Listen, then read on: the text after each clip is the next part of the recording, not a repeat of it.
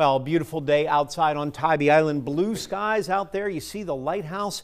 Brian Mishkin is here, but we're not talking as much about what we see in the skies and the ground, but we're working more on the level of what's in the water. And what do you see right behind us right there? Some of these beach flags, Brian, people don't know what they are. Yeah, so green, yellow, red flag, we've seen these, on the daily basis, especially if you go down to the beach pretty often. This indicates the ocean conditions, but there is a flag color that doesn't fly as often that we also need to take into account when we're going down to the beaches, and that is the purple flag, which indicates the presence of dangerous marine life. Well, marine life, you're talking about what? Sharks, jellyfish, right? Well, actually, no, not sharks at all. We're actually talking about stingrays in large concentrations and certain species of jellyfish, more specifically the Portuguese man-o'-war. That does occur. It does inhabit our waters here off the southeast coast. Very rare, but more prevalent during the summer months, and that's the one that can leave you with a very, very painful sting. And depending on the person, you can have, a pretty negative reaction to it. But sharks,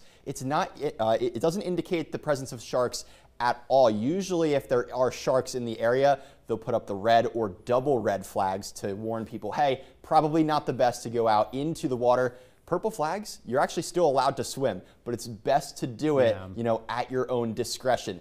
Here's that picture of that pretty gnarly looking jellyfish. That is the Portuguese man-o'-war. This is certainly something you want to stay away from. These are the jellyfish where it's probably best to talk to your lifeguards before going out into the water. Had those on the beach on Hilton Head just last year and stung a few folks, and a couple of them went to the hospital for those. Tybee Island this past summer, earlier in the summer, I should say. We had these washing up, people were sending in photos. So this is certainly, again, something to look out for. And, I know it's getting towards the end of the summer, but I think we still have a couple weeks to go. Because, my personal experience, I was surfing the other day, and it wasn't a man-o'-war, but I was still getting stung out there. And, it leaves some irritation. I was itching it a ton. I have some buddies who are out there as well who had, instances where they were stung. But again, if you're going out into the beaches, you could still swim when the purple flag is up. It's just best to do it at your own caution. You might want to, ask those lifeguards. If you ever see the red flags or the double red flags up, that's where you really need to stay out of the water, especially with the double red flag.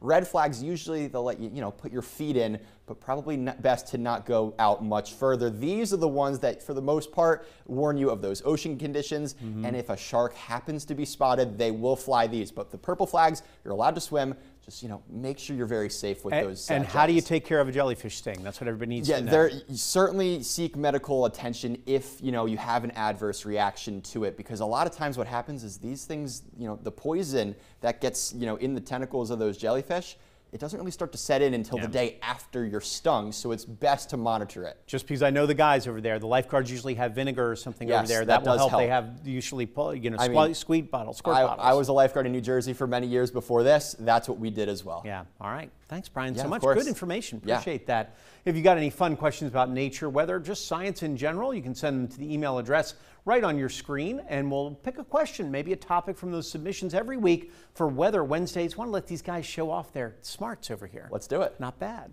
Coming up.